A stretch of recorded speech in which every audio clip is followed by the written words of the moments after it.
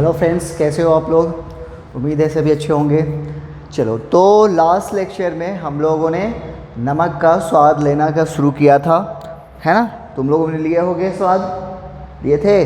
नमक ज़्यादा खाते हो या कम? कम खाते हो ना? हाँ, ज़्यादा मत खाया करो, नहीं तो बीपी बढ़ जाएगा और फिर ब्लड प्रेशर बढ़ेगा, तो फिर क्या होगा, बहुत ज़्यादा गुस्से आएंगे और फिर प्रॉब्लम क्रिएट होगी। ओके, तो ज़्यादा नमक ना खाओ, एक स्वाद अनुसार खाओ, जितना ज़रूरत है उतना ही। ओके, चलो, तो नमक हमने शुरू किया था पढ़ना लास्ट क्लास में। तो उसके बारे में क्या क्या पढ़ा था कि ये कैसे बनता है, कब बनता है, जब एसिड बेस के बीच में एक न्यूट्रलाइजेशन रिएक्शन होती है, तब वहाँ पे दो प्रोडक्ट मिले थे हमें, एक सॉल्ट और दूसरा पानी निकला था, है ना? और हीट भी निकलता है, तो उसके बारे में हम लोगों ने बोला था मैंने कि आपको हम लोग उसको थर्मो में उसके बारे में बात करेंगे। नाउ, तो ये जो रिएक्शन होती है वो कैसी होती है, एक्सोथर्मिक नेचर होती है, मतलब यहाँ पे हीट रिलीज होता है।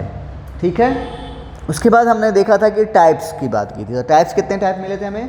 3 टाइप्स मिले थे, सिंपल, डबल एंड कॉम्प्लेक्स। उसके बाद फिर सिंपल में तो सॉल्ट में फिर हम लोगों ने बनाए थे, तो वो कैसे बना था simple salt? Process of neutralization के थ्रू बन रहा था। और बोलो, हाँ, इसमें फिर 2 टाइप थे, एक कंप्लीट सॉल्ट था और दूसरा इनकम्प्लीट था। दोनों में फ़र्क क्या था? तो कंप्लीट सॉल्ट कैसे बनेंगे? कंप्लीट न्यूट्रलाइजेशन से बनेंगे, जैसे NaCl, KCl, है ना, K2SO4, ये सब क्या है, आपको कंप्लीट न्यूट्रलाइजेशन हो जाता है। यानी इसका कंप्लीट न्यूट्रलाइजेशन का मतलब ये होता है कि अगर इस सॉल्ट को पानी में अगर डाला जाए तो पानी का जो है pH है वो चेंज नहीं होगा। इसका मतलब यही होता है। कंप्लीट सॉल्ट का मतलब क्या है कि अगर उस सॉल्ट को पानी में डालोगे तो उसका pH चेंज नहीं होना चाहिए, जो पहले था वही रहना चाहिए। जैसे आप नमक डालते हो खाने में या पानी में डालते हो तो क्या उसका pH चेंज होता है? नहीं, जैसे पहले भी वो 7 होता है, बाद में भी उसके डालने के बाद भी वो 7 ही रहता है। लेकिन वहीं अगर बात करें इनकम्प्लीट सॉल्ट की, इनकम्प्लीट सॉल्ट में कौन कौन है? इस पर ये क्या 2 टाइप के थे, एक एसिडिक सॉल्ट था और दूसरा बेसिक था। फ़र्क क्या था दोनों में?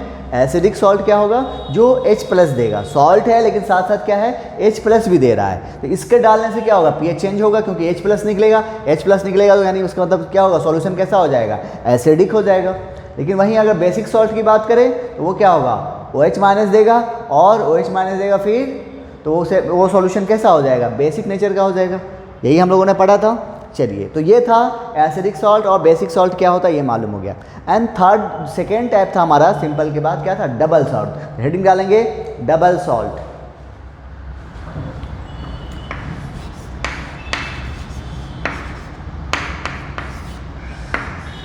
डबल सॉल्ट ये कैसे बनता है? तो ये 2 सिंपल सॉल्ट के कॉम्बिनेशन से बनता है। ये डबल सॉल्ट कैसे बनता है? 2 सिंपल सॉल्ट जब कंबाइन करता है तो कौन सा सॉल्ट बनता है? डबल सॉल्ट बनता है। तो लिखोगे फॉर्म्ड बाय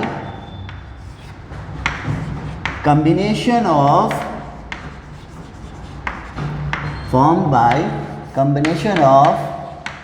2 क्या चीज़, सिंपल सॉल्ट। जब 2 सिंपल सॉल्ट कंबाइन करेगा तो कौन सा सॉल्ट मिलेगा आपको? डबल सॉल्ट मिलेगा। एक बात, पहला पॉइंट हमें ये मालूम हो गया कि ये कब बनेगा डबल सॉल्ट, जब 2 सिंपल सॉल्ट कंबाइन करेगा तब हमें मिलेगा डबल सॉल्ट। डबल सॉल्ट जो होता है, स्टेबिलिटी की बात करें तो ये सिर्फ सॉलिड स्टेट में स्टेबल होता है। Stable only in solid state. ये सब स्टार करके पॉइंट रखोगे, सब एकदम डायरेक्ट क्वेश्चन डालते हैं सब के बारे में। ये डबल सॉल्ट स्टेबल होता है, आप 4 ऑप्शन दे देगा, solid state, solution, both, none.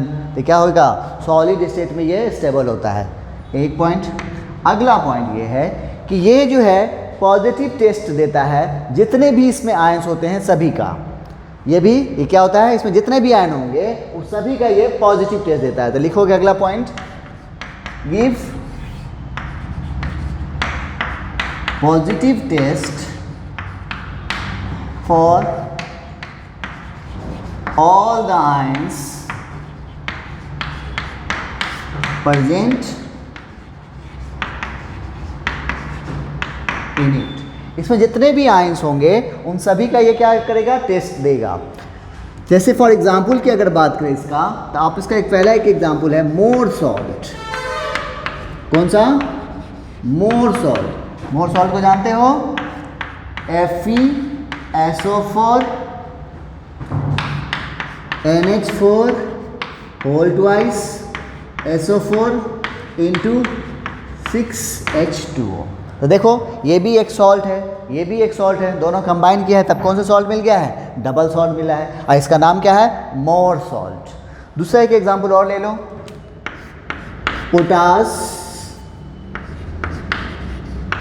Potash alum. इसका फॉर्मूला जानते हैं? K2SO4 Al2SO4 whole thrice into 24H2। ये हो गया इसका फार्मूला, ये हो गया इसका फार्मूला। ठीक है, तो ये दोनों ये सब क्या है? ये डबल सॉल्ट है। ठीक है, डबल सॉल्ट का मतलब क्या हुआ? वो कैसे बनेगा? जब दो सिंपल सॉल्ट कंबाइन करेगा। एक बात, ये स्टेबिलिटी कहाँ शो करता है? Only in solid state. अगला है, ये सभी जितने भी इसमें आयंस नज़र आ रहे हैं सभी का ये पॉजिटिव टेस्ट देता है। ठीक है, तो जल्दी से नोट करो, फिर अगला देखते हैं।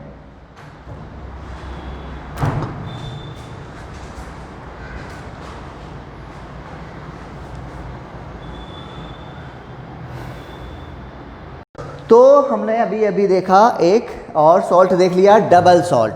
And the last one is, heading डालोगे, तीसरा है हमारे पास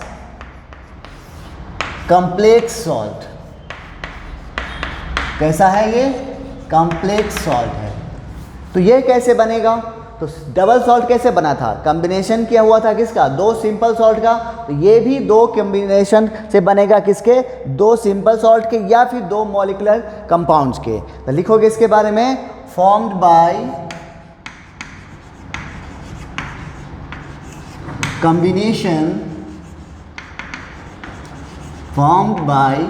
combination of two simple salt या टू मॉलिक्यूलर कंपाउंड। पहला पॉइंट ये बनेगा कैसे, ये मालूम हो गया। अगला पॉइंट है हमारा, जैसे वो डबल सॉल्ट था, क्या था? स्टेबल था। कहाँ पे? ओनली इन सॉलिड स्टेट में। ये जो होगा सॉलिड स्टेट में तो स्टेबल होगा ही, साथ ही साथ सॉल्यूशन में भी स्टेबल होगा। ठीक है, इसके बारे में लिखोगे, स्टेबल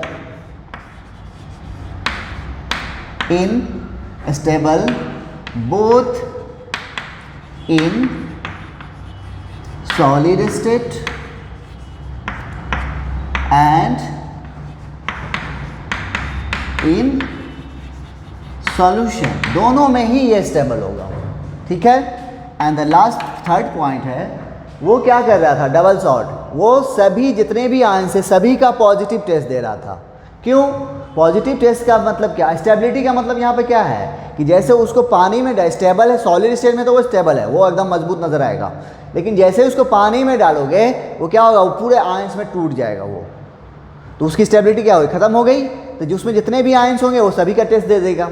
लेकिन इसके साथ क्या है कि ये कहाँ देखो, स्टेबल सॉलिड स्टेट में भी है, साथ ही साथ सॉल्यूशन में भी है। तो इसको सॉलिड स्टेट में तो है ही है, साथ साथ इसको पानी में भी डालोगे तो ये टूटेगा नहीं। जैसे वो टूटेगा पूरी तरह से, वैसे ये पूरा नहीं टूटेगा। इसका एग्जाम्पल से समझाएंगे कैसे, क्यों नहीं टूटता है, आगे हम बताएंगे अभी। तो लिखोगे next point, do not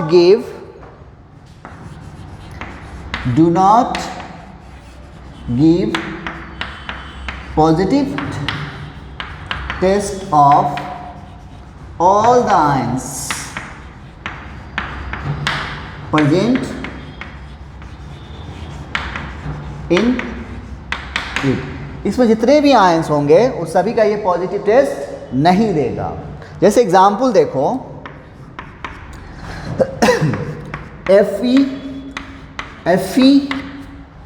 FeSO4 plus 6KCN,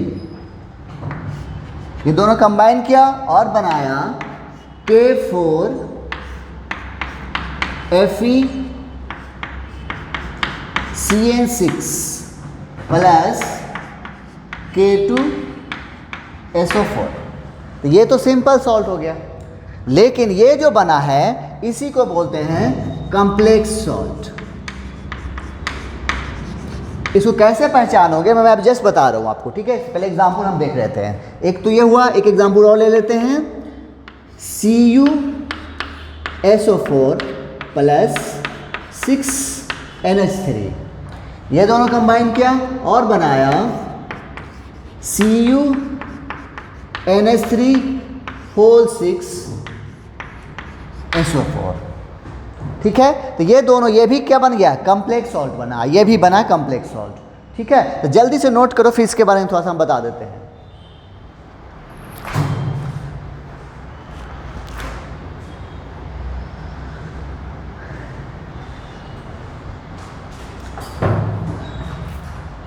कर लिए, देख कॉम्प्लेक्स सॉल्ट को आप पहचानोगे कैसे, ऐसे आपको 12 में ही एक चैप्टर है कोऑर्डिनेशन कंपाउंड, वहाँ पर इसी के बारे में आपको पूरा पढ़ना है। जैसे इसका नोमेनक्लेचर कैसे करेंगे, इसका कोऑर्डिनेशन नंबर कैसे निकालेंगे, आइसोमेरिज्म वगैरह, इसमें बहुत इंपॉर्टेंट चैप्टर है। इनऑर्गेनिक का एक सिंगल चैप्टर है, वो है कोऑर्डिनेशन कंपाउंड, जहाँ से हर साल कम से कम 2 क्वेश्चन तो मिनिमम आते हैं।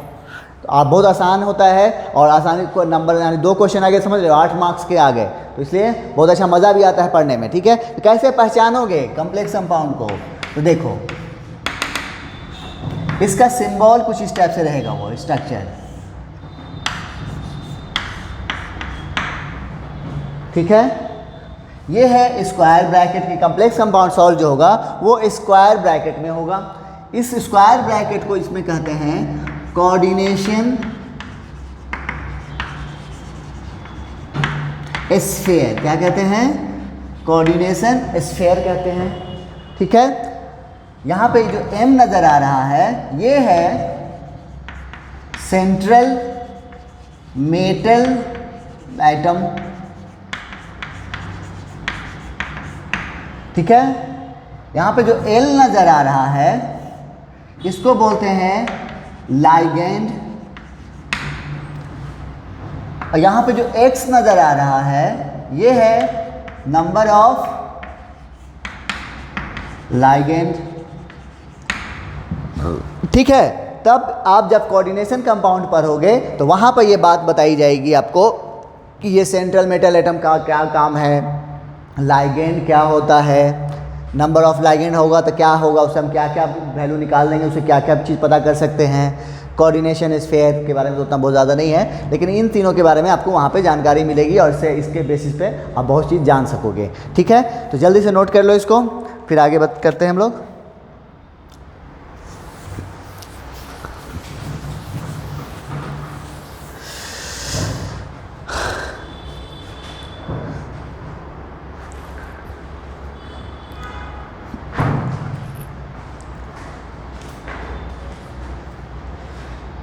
ठीक है, चल।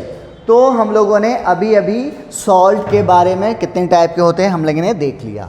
अब हम लोग चलते हैं सिंपल सॉल्ट पे ही बात करेंगे, बाकी डबल या और कॉम्प्लेक्स की बात जो है आपको कोऑर्डिनेशन कंपाउंड जब चैप्टर पढ़ाएंगे तो वहाँ बताएंगे, ठीक है। चलिए, तो सिंपल सॉल्ट तो हम लोग देख चुके हैं कैसे बनते हैं, सिंपल प्रोसेस ऑफ न्यूट्रलाइजेशन से बनते हैं। तो क्या सिंपल सॉल्ट को हम कितने कैटेगराइज कर सकते हैं, देखो कैसे कैटेगराइजेशन, हेडिंग डालोगे कैटेगराइजेशन,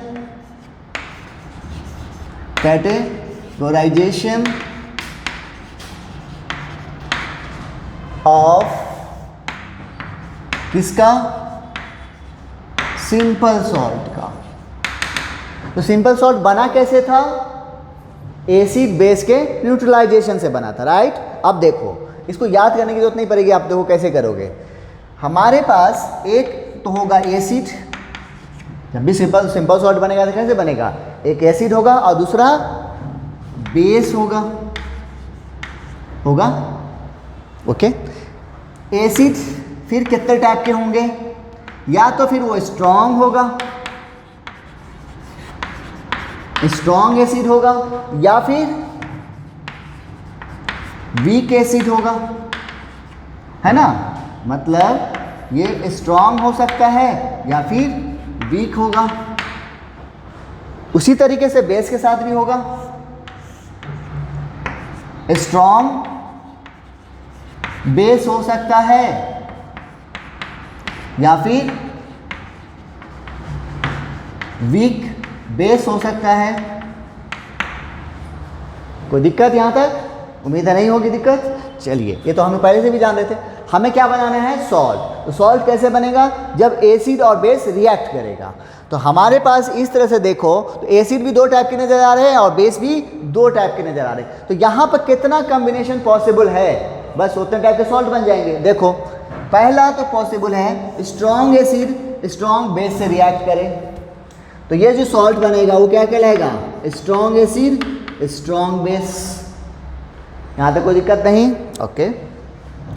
या फिर स्ट्रॉन्ग एसिड वीक बेस से रिएक्ट करे तो क्या होगा? स्ट्रॉन्ग एसिड और वीक बेस वाला सॉल्ट बनेगा। दो बन गया कॉम्बिनेशन। अब इसका कॉम्बिनेशन होगा नहीं, इसका तो हो गया, ओनली स्ट्रॉन्ग एसिड का काम खत्म। फिर इसी तरीके से जो हम लोगों ने इसके साथ किया, अब इसके साथ करेंगे। देखो, यहाँ पे एक पॉसिबिलिटी बनेगी। क्या बनेगा? वीक एसिड स्ट्रॉन्ग बेस होगा। और दूसरा पॉसिबिलिटी है weak acid weak base. Biology वाले इसको समझते होंगे थोड़ा थोड़ा, जेनेटिक्स में जब वहाँ पे क्या होता है, कॉम्बिनेशन होता है, कुछ इसी टाइप से किया जाता है। ठीक है, तो स्ट्रॉन्ग है यहाँ पे, यानी देखो तो सॉल्ट कितने टाइप के बन रहे हैं? चार टाइप के बन रहे हैं। Strong acid strong base, strong acid weak base, weak acid weak base और वीक एसिड वीक बेस। यानी यहाँ पे चार कॉम्बिनेशन बन गए। चार कॉम्बिनेशन बन गए, इसका मतलब सिंपल सॉल्ट के जो है हमारे पास कितने कैटेगराइज हो गई? चार कैटेगरी हो गई। तो जल्दी से नोट करो, ऊपर यहाँ पे जगह नहीं है, एग्जाम्पल लिखना है आपको।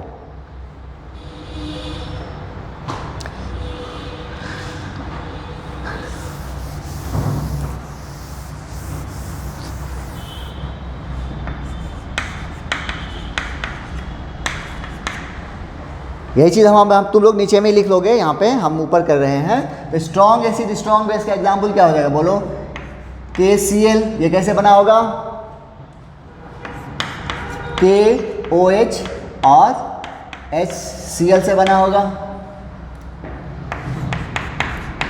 NaCl, ये कैसे बना होगा? बोलो। NaOH प्लस HCl से बना होगा। K2SO4, ये कैसे बना होगा? 2KOH plus H2SO4। Na2CO3, नहीं ये वो तो गलत, सॉल्ट हो जाएगा, वीक हो गया ना। HNO3 से कैसे बनेगा? NaNO3। बोलो कैसे बनेगा? NaOH plus HNO3। तो ये सब सभी सॉल्ट जो है कैसे बने? देखो, strong base strong acid strong base strong acid strong base base strong acid strong base strong acid. तो इस तरह के जो सॉल्ट बने ये सभी कैसे बने? Strong acid strong base. ठीक है, पहला कॉम्बिनेशन का। दूसरा है स्ट्रॉन्ग एसिड है लेकिन साथ में कौन है? वीक बेस है।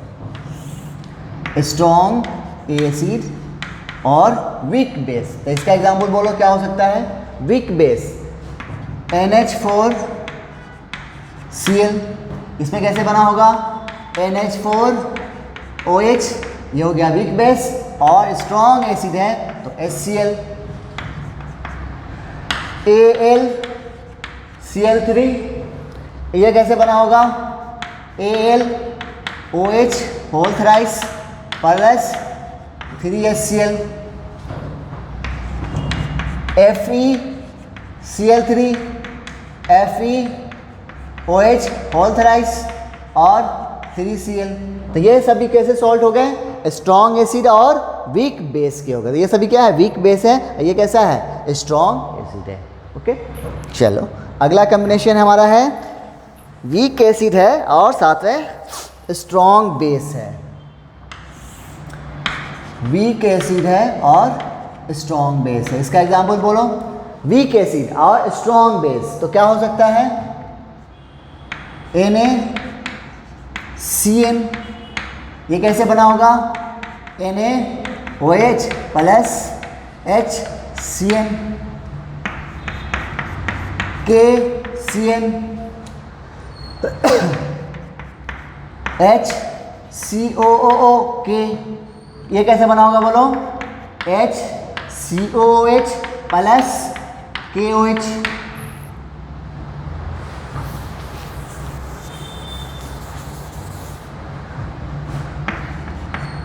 इसमें और acetic sodium acetate, weak acid strong base, यहाँ पे भी देखो क्या हो गया?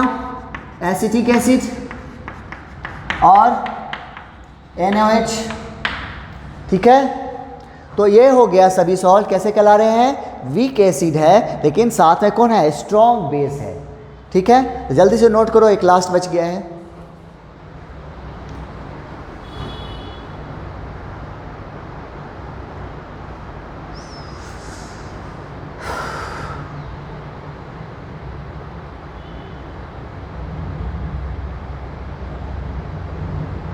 कर लिए? एंड द लास्ट वन क्या है? वीक एसिड और वीक बेस क्या होगा बोलो? NH4CN, ये कैसे बना होगा? NH4OH और HCN से बना होगा। HCH3COO NH4, ये कैसा बना होगा? एसिटिक एसिड और अमोनियम हाइड्रोक्साइड। तो इस तरह से ये सब सॉल्ट क्या कहलाएंगे? या एक एग्जांपल और ले लें, HCOO NH4, तो ये सब सॉल्ट क्या कहलाएंगे बोलो? हाँ, ये हो गया वीक एसिड और वीक बेस वाले सॉल्ट। ये strong acid weak base, weak acid strong base और स्ट्रॉन्ग एसिड स्ट्रॉन्ग बेस। इस तरह से सिंपल सॉल्ट को हम लोग 4 कैटेगरी में बांट दिए हैं। अब उन क्योंकि हम इसलिए बांटे हैं क्योंकि उसका अभी यूज़ करना है हमें। जल्दी से नोट करो फिर आगे बताते हैं।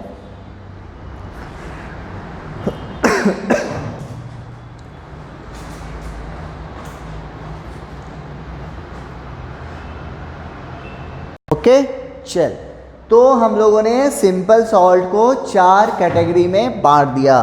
बाकी 2 सॉल्ट जो हैं कौन कौन?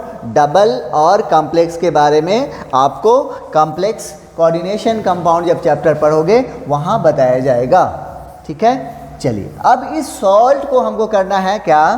पानी में डालना है। इन सॉल्ट को क्या करना है?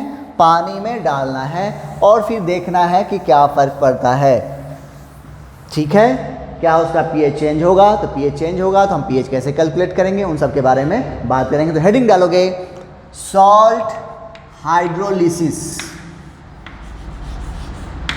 Salt hydrolysis, salt hydrolysis. ये क्या है?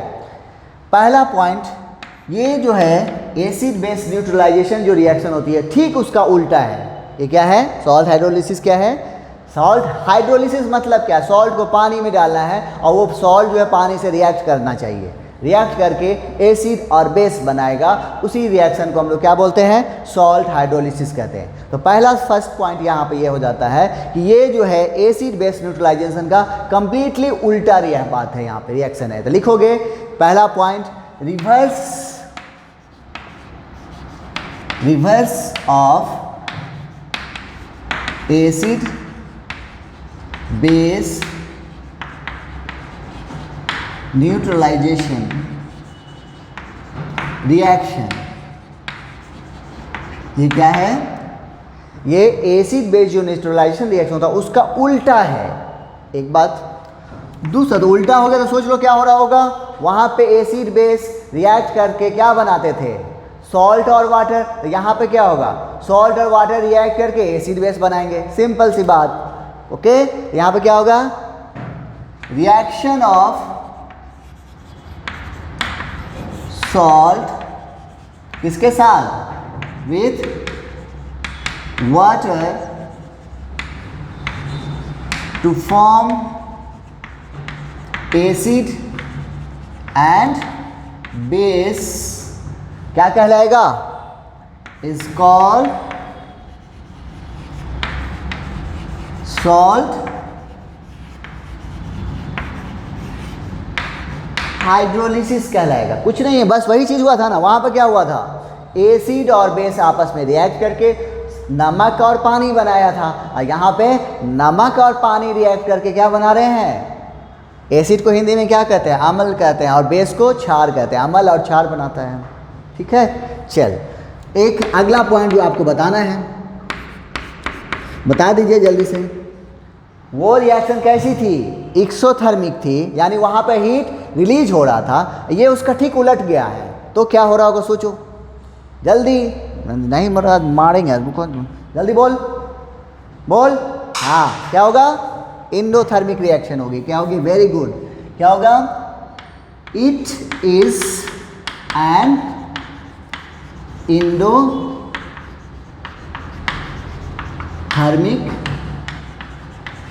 रिएक्शन। ये कैसी होगी? इंडोथर्मिक रिएक्शन होगी। मतलब यहाँ पे क्या होगा? हीट का एब्जॉर्प्शन होगा। ठीक है, जल्दी से नोट कर लीजिए, फिर इसका रिएक्शन दिखाते हैं आपको।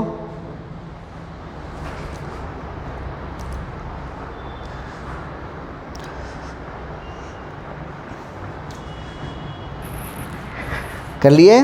आइए अब हम लोग एक इन जनरल बात करेंगे। कोई सॉल्ट लेंगे और जो चीज़ उसके बारे में लेंगे बाकी सब जगह वो लागू हो जाएगा। आइए, इन जनरल कोई सॉल्ट लिया है हमने, वो है BA। कोई सॉल्ट है, हमें नहीं मालूम कौन सॉल्ट है, हमने एक लिया हुआ। इन जनरल बात करें, BA कोई सॉल्ट है। इसको क्या करना है हमें? हम लोग क्या पढ़ रहे हैं? Salt hydrolysis. तो क्या करेंगे? इसको वाटर से रिएक्ट कराएंगे तो क्या बनेगा बोलो? हाँ, एक एसिड बनेगा और दूसरा बेस बनेगा। और सॉल्ट में कितने पार्ट होते हैं? 2 पार्ट। कौन कौन? एक केटायनिक और दूसरा एनायनिक। फर्स्ट पार्ट केटायनिक, दूसरा पार्ट एनायनिक। तो केटायन के पास इधर से कौन आएगा?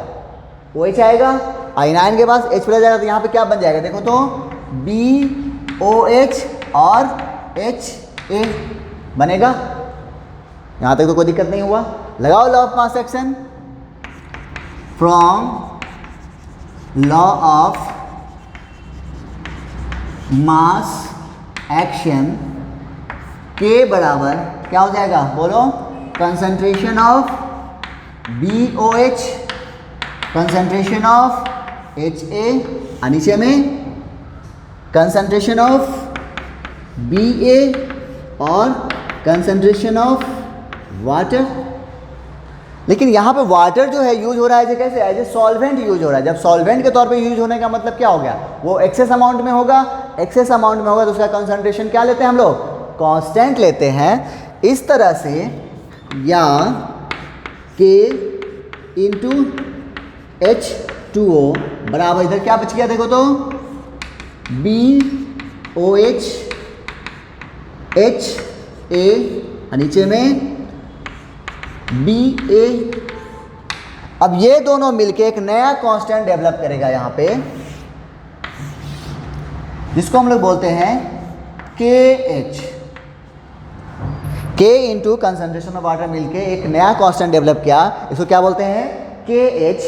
यानी हाइड्रोलिसिस हो रहा है ना, रिएक्शन क्या हो रही है? हाइड्रोलिसिस हो रही है। इसको बोलेंगे हाइड्रोलिसिस कांस्टेंट। क्या बोलेंगे? Hydrolysis constant. तो KH बराबर क्या हो जाएगा? देखो तो concentration of BOH, concentration of HA, और नीचे में कंसंट्रेशन ऑफ सॉल्ट।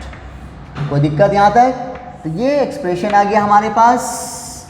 यहाँ पे KH क्या है? इसको कहते हैं हाइड्रोलिसिस कांस्टेंट, और डिपेंड ओनली ऑन। अब आपको बताना है ये किस पर डिपेंड करेगा। ये मैं आपको बहुत पहले बता चुका हूँ। कुछ इसका ट्रिक याद कर बताया था कि क्या होगा। क्या होगा? कहीं भी K देखोगे तो हाँ, ये किस पर डिपेंड करेगा? डिपेंड्स ओनली ऑन टेम्परेचर पे करेगा। ठीक है, तो ये हो गया आपको हाइड्रोलिसिस कांस्टेंट का वैल्यू निकालने का तरीका और उसका एक्सप्रेशन। समझ में आया कि सॉल्ट के हाइड्रोलिसिस कैसे हो रही है। सबसे पहले हमने क्या किया, एक सॉल्ट लिया, उसको पानी के साथ रिएक्ट करवाया, क्या बना, बेस बना और एसिड बना, एसिड बेस बना। फिर हमने लॉ ऑफ मास एक्शन लगाया और एक्सप्रेशन लिखा। लेकिन यहाँ पे जो वाटर यूज हो रहा है, कैसे यूज हो रहा है, एज ए सॉल्वेंट हो रहा है। तो सॉल्वेंट का मतलब क्या हुआ, वो एक्सेस में होंगे, तो उसका कॉन्सेंट्रेशन को जब हमने के से क्या किया, मल्टीप्लाई किया, तो यहाँ पे हमारे पास एक नया क्या निकला, कांस्टेंट निकला, जिसको हम लोग क्या बोलते हैं, हाइड्रोलिसिस कांस्टेंट कहते हैं। क्योंकि यहाँ पर क्या, कौन सी रिएक्शन हो रही है, हाइड्रोलिसिस रिएक्शन हो रही है, इसलिए हम इसको क्या बोलेंगे, हाइड्रोलिसिस कांस्टेंट। ये किस पर डिपेंड करेगा, टेम्परेचर पे करेगा। और इसका एक्सप्रेशन ये आ गया। जल्दी से नोट करो, फिर एक पॉइंट और बता देते हैं।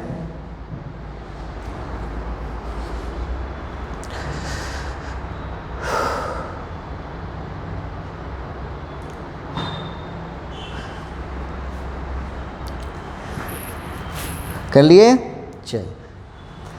डिग्री ऑफ आयनाइजेशन कुछ याद उद है, हेडिंग डालोगे, डिग्री ऑफ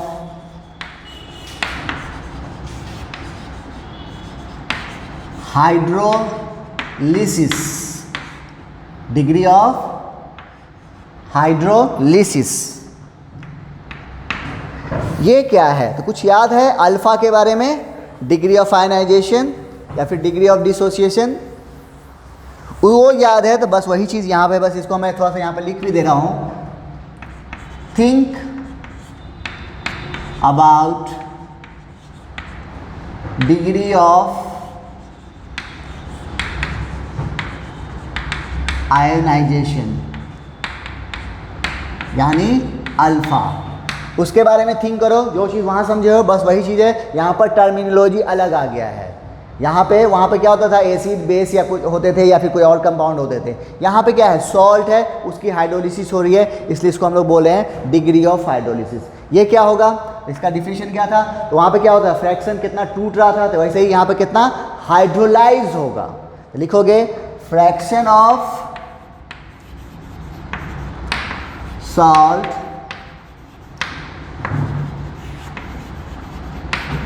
हाइड्रोलाइज्ड, यानी कितना फ्रैक्शन सॉल्ट का हाइड्रोलाइज हुआ है, उसी को हम लोग क्या बोलेंगे, डिग्री ऑफ हाइड्रोलिसिस कहेंगे। तो निकालोगे कैसे, डिग्री ऑफ हाइड्रोलिसिस, क्या था फॉर्मूला उसका, amount of substance dissociated by initial amount, यही था ना अल्फा का वैल्यू क्या लिए। तो यहाँ पे क्या होगा, amount of salt hydrolyzed by initial amount of salt taken, amount of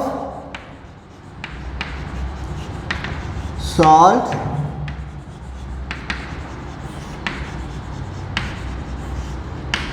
hydrolyzed by initial amount of salt taken. तो ये हो गया आपको, वहाँ पे क्या होता था, अल्फा रखते थे यहाँ पे, अब क्या बताते थे, amount of substance dissociated by initial amount of taken. यहाँ पे चूंकि हम लोग सॉल्ट की बात कर रहे हैं, उसका हाइड्रोलिसिस निकाल रहे हैं, तो अमाउंट ऑफ सॉल्ट कितना हाइड्रोलाइज हुआ बाय इनिशियल अमाउंट कितना सॉल्ट लोगे, तो ये हो गया डिग्री ऑफ हाइड्रोलिसिस। तो ये था, हमने अभी पढ़ा, क्या क्या पढ़ा, हाइड्रोलिसिस कांस्टेंट का एक्सप्रेशन निकालना सीखा है और साथ ही साथ डिग्री ऑफ हाइड्रोलिसिस पढ़ा। उसके अलावा हमने पढ़ा कि सॉल्ट को कितने कैटेगराइज किए हम लोगों ने, 4 कैटेगराइज किए। तो अगला क्लास हमारा 4 लेक्चर पे जाएगा, वो कम से कम तो 3 जाएगा, क्योंकि पहला वो जो स्ट्रॉन्ग एसिड है, स्ट्रॉन्ग बेस में तो कुछ नहीं है, लेकिन बाकी 3 पे जो एक्सप्रेशन सब आएगा, ठीक है, तो वो उस पर हम लोग बहुत सारे क्वेश्चन करने हैं। तो ध्यान से जो आज पढ़े हो, इस दोनों पॉइंट को ध्यान रखोगे और साथ ही जो सिंपल सॉल्ट कैटेगराइज किए हैं उसमें याद रखने की जरूरत ही नहीं है। कैसे बताएं, सिंपल क्या करना है, strong acid, strong base, strong acid, strong base, acid को फिर 2 कैटेगरीज में बांट दो, बेस को 2 कैटेगरी में बांट दो, फिर दोनों strong acid, strong base, weak acid, weak base, इस तरह से 4 कैटेगरी बन जाती है और वो चारों के हिसाब से हम लोगों ने सॉल्ट को कैटेगराइज कर दिया था। ठीक है, तो मिलते हैं नेक्स्ट लेक्चर में। आपको हम लोगों ने जो 4 कैटेगराइज किए हैं सॉल्ट का, उनकी पर्टिकुलर 1 बाय 1 करके हाइड्रोलिसिस करेंगे, देखेंगे क्या फ़र्क पड़ता है सॉल्यूशन पे के नेचर पे, और अगर फर्क पड़ता है तो उसका नेचर में चेंज हो रहा है, तो नेचर चेंज हो रहा है तो उसका पीएच चेंज होगा, पीएच चेंज होगा तो पीएच हम लोग कैसे निकालेंगे, ये सब हम लोग नेक्स्ट आने वाले लेक्चर में पढ़ेंगे। ओके, मिलते हैं, थैंक यू। और अब तक जितना पढ़ चुके हो उस पर क्वेश्चन बनाओ, जहाँ दिक्कत हो हमसे कॉन्टैक्ट करो, जल्दी से पूछो, होमवर्क दिया जाए तो उसका आंसर बताया करो। Okay, thank you.